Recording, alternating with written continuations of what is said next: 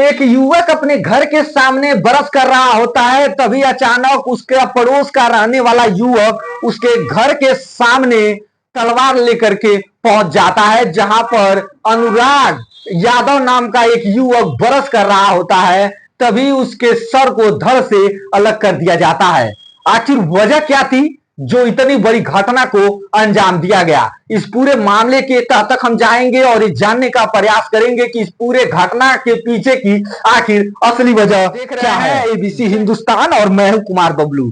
बता दें साथियों, जौनपुर के गौरा बादशाहपुर से आ रही है बड़ी खबर, जहां पर एक युवक को सरेआम उसी के घर के सामने तलवार से उसके धड़ को अलग कर दिया जाता है।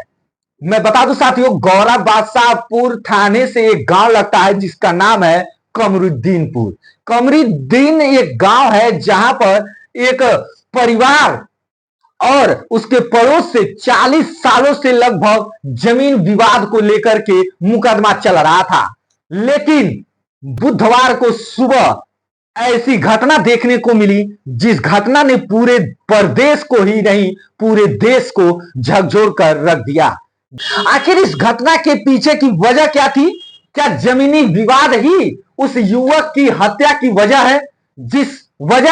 जिस जमीनी विवाद की वजह से उस युवक की हत्या की गई, यह पूरा मामला जांच का विषय है। लेकिन कहीं ना कहीं प्रशासन पे भी अब ये सवाल या निशान खड़ा कर रहा है। यह जो मामला चल रहा था जमीन विवाद को लेकर के, बताया यह जा रहा है कि 40 वर्षों से यह जमीन का जो विवाद है वो चल रहा था, जिस सामने उसका गर्दन धड़ से अलग कर दिया जाता है। इस पूरे मामले के बाद पूरे गांव में पुलिस फोर्स तैनात कर दी जाती है और पूरे गांव को छावनी में तब्दील कर दिया जाता है। लेकिन अब पुलिस प्रशासन और रेवेन्यू के अधिकारियों पर भी सवाल या निशान खड़ा करता हुआ यह घटना नजर आ रहा है। आखिर वजह क्या थी? किस वजह से इस घटना को अंजाम दिया गया? 40 वर्षों से आखिर इस मुकदमे में फैसला क्यों नहीं आया?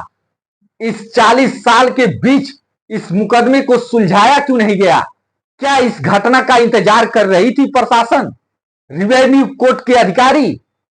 कहीं ना कहीं उन पर भी अब ये घटना जो है सवाल या निशान खड़ा करता हुआ नजर आ रहा है। लेकिन तरीके से उसके सर को धड़ से अलग कर दिया जाता है। कहीं ना कहीं ये मानवता पे भी अब सवाल या निशान खड़ा कर रहा है।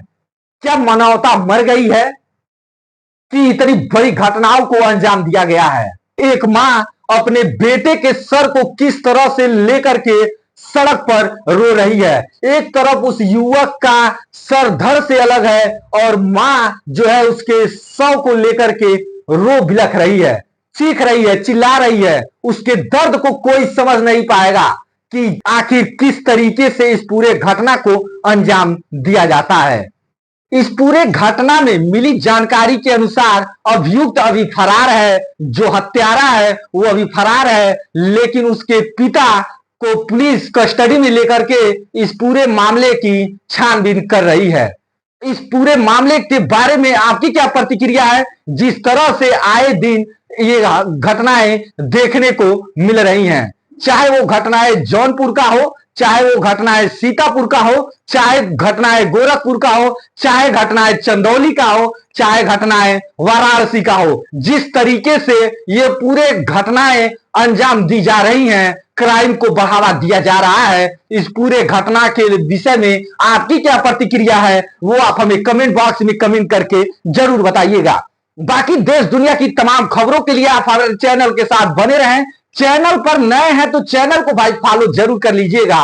फिर मिलते हैं नेक्स्ट वीडियो में, तब तक के लिए जय हिंद।